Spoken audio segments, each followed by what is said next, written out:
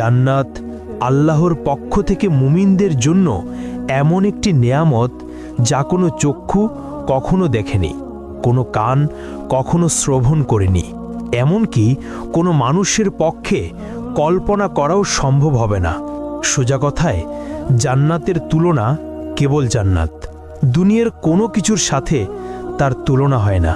এই ভিডিওতে আমরা কোরআনের আলোকে সেই জান্নাতের বর্ণনা শুনব, যার দৃশ্যগুলো শক্তিশালী এআই দ্বারা তৈরি, যা কেবল বোঝার সুবিধার্থে প্রতীকী রূপে ব্যবহার করা হবে।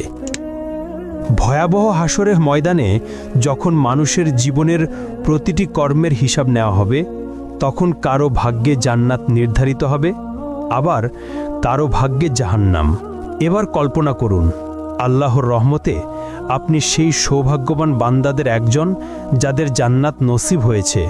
আপনি দাঁড়িয়ে আছেন জান্নাতের দরজায়, চিরশান্তির সুন্দর জীবন কয়েক কদম দূরেই আপনার জন্য অপেক্ষা করছে। কিন্তু ভেতরে প্রবেশের আগে আপনাকে সম্পূর্ণভাবে পরিশুদ্ধ হতে হবে। আপনার শরীর থেকে দুনিয়ার সব অবশিষ্ট দূর করতে হবে। তখন আপনাকে বিশেষ এক নদীতে গোসল করানো হবে। সেই নদীর পানি আপনার সব দুর্বলতা ও ত্রুটি দূর করে ফেলবে।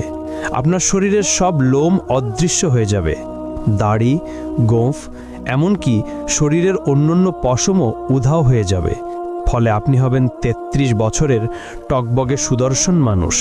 কিন্তু এখনও আপনি পুরোপুরি প্রস্তুত নন, আরও কিছু ধাপ বাকি আছে। অতঃপর আপনার জন্য প্রস্তুত করা বিশেষ এক ঝর্ণা থেকে আপনি পানি পান করবেন। এতে আপনি হবেন সম্পূর্ণ পবিত্র, ভিতর থেকে এবং বাহির থেকে পুরোপুরি জান্নাতের জন্য প্রস্তুত। তারপর আপনি দাঁড়াবেন সেই ফেরেশতার সামনে, যার দায়িত্ব হলো আপনার জন্য দরজা খুলে যাওয়া। তার নাম হলো রিদওয়ান।